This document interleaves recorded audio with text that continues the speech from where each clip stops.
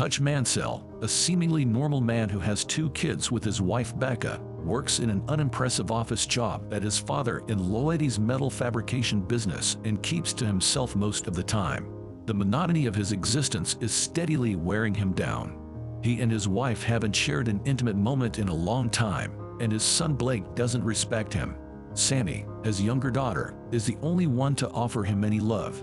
One night, a man and a woman break into his home, kidnap him, and demand money while holding a gun to his head. Hutch hands them his watch, but Blake tackles one of them when they try to flee. Blake receives a black eye as a result of Hutch's decision to hold back before striking them with a golf club. Blake becomes even more estranged from his father as a result of the incident, and Hutch is questioned by everyone in his life from his neighbor to his brother-in-law at work about why he did not attempt to stop the burglars. Through a secret radio in his office, Hutch gets in touch with his supposedly dead half-brother Harry. Harry tells Hutch that he didn't stop the burglars because they were desperate, scared, and had unloaded guns. Later on that day, when Hutch thinks her bracelet was stolen, Sammy asks her father for assistance in locating it.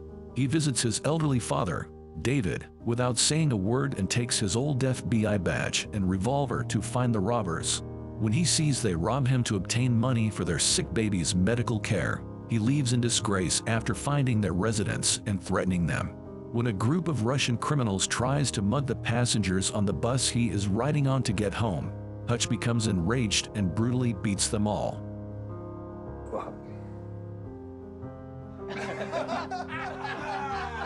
Got it.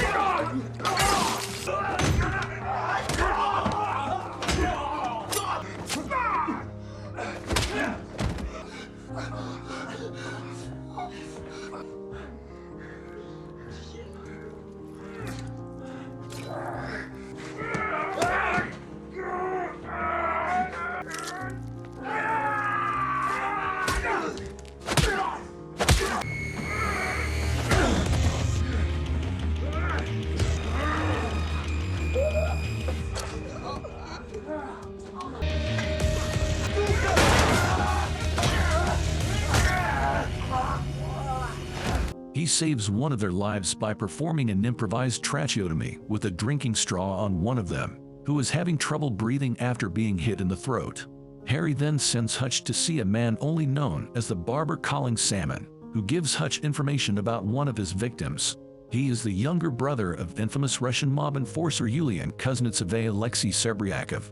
Despite the fact that Yulian hates his brother, he feels compelled to get revenge and sends a group of people, including his right-hand man Pavel, to assault Hutch at home. Before Pavel subdues him with a taser and throws him in the trunk of a car to transport him to Yulian, Hutch hides his family in the basement and kills the majority of the attackers.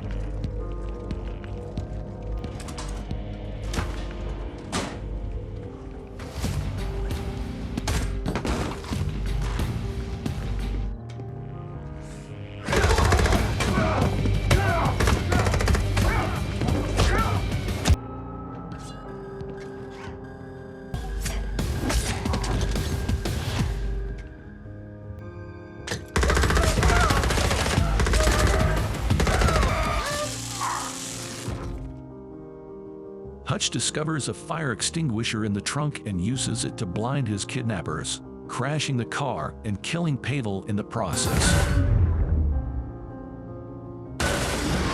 Sammy's cat bracelet is found where it has always been, at the base of his stereo and FM radio equipment. He comes home, takes Becca and the kids away to a safe place, and gathers up what's left of Yulian's crew. Then, in an effort to obliterate any proof, he sets his home on fire.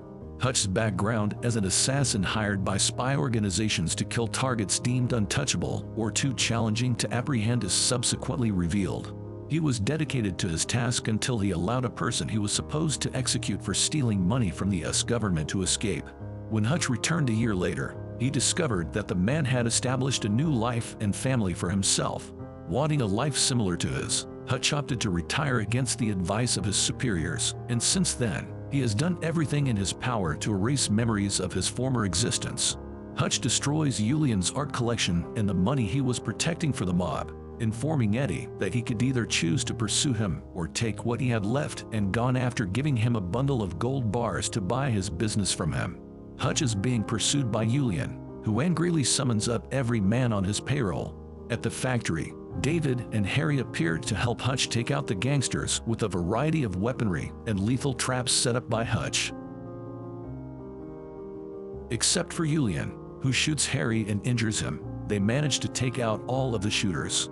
Hutch then charges Julian with a claymore mine fitted to a bulletproof shield and detonates it, taking Julian's life. He allows his father and brother to flee and is apprehended by the police, but is soon freed without being charged. 3 months later, as Becca and him are in the process of purchasing a new home, Hutch gets a call implying that his services are still needed. And that's the end of the story. Thanks for watching. If you enjoyed it, please leave a like and subscribe to the channel. Don't forget to turn on the notification bell so you won't miss out on new videos. Until next time, stay safe.